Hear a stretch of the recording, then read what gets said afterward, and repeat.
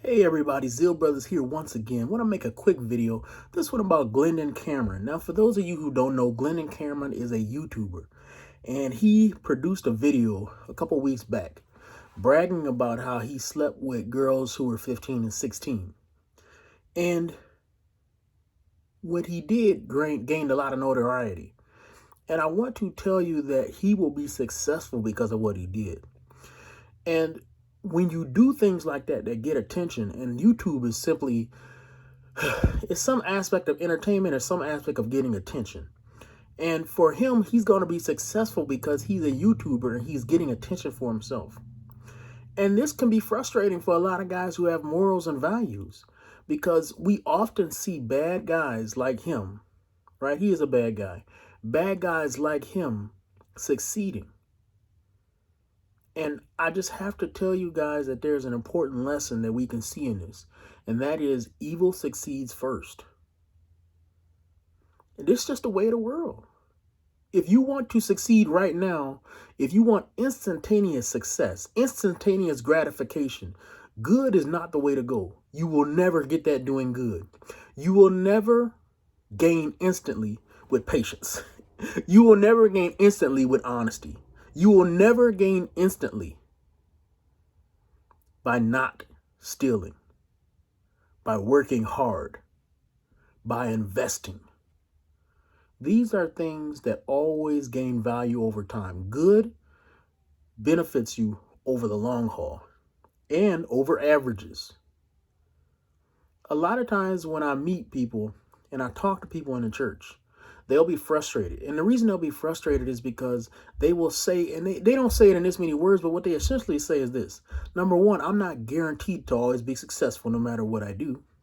And number two, it seems like it's taken a long time for the things you're telling me to actually have some kind of outcome that I want to see.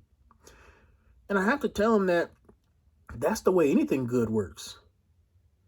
If you work out, it's not like when you play, the video games, when you play something like Grand Theft Auto and you lose weight in Grand Theft Auto, your character can run around on a treadmill for 2 minutes and you turn around and he looks skinny. He was fat, now he's skinny. And that's how we all wish weight loss was. But the truth of the matter is that's not how it works. And when you look at an NFL player and you look at his body and you say, man, I wish I had a body like that. But the truth is I don't know if you really do. Because if you did, you would be investing the amount of time he puts in his body.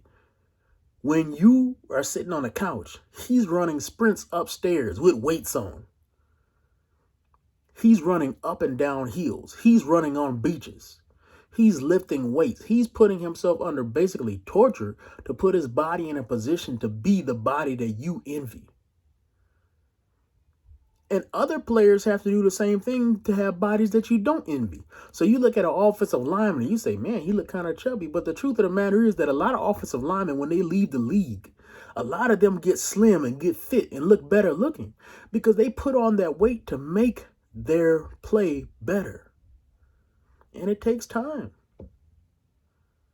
A lot of times you'll see players and they'll come out of the league. And I especially think about baseball players because baseball is one of those sports that has so many different skills involved.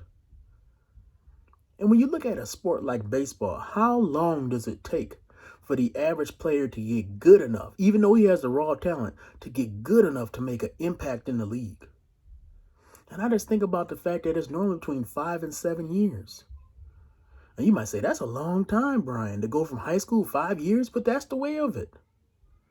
You get drafted, you go to rookie ball. Then you got A, double A, triple A. Then you get into the league and you may not even crack the roster. Then you got to crack the roster. Then you got to get good enough to be a good player. And then you got to be an all-star. Then you could be a Hall of Famer. Then even then, there's no guarantee you're going to be the greatest. All of these things, every step along the way, people fail. Every step. Every step, there's a little bit of fortune involved. Every step along the way, there's a whole lot of hard work. And then you turn around and you look at Homeboy, and Homeboy made a stupid video and he's going to succeed. Another guy over here sold drugs. He's succeeding. And it can be frustrating. But it's only frustrating if you don't know the nature of how good and evil works. Good takes a long time. and evil is instantaneous. And if you don't accept that reality, you will be frustrated. But if you accept it, keep watching. Because people who do evil have to pay a cost too. And if you watch long enough, you'll see them pay it.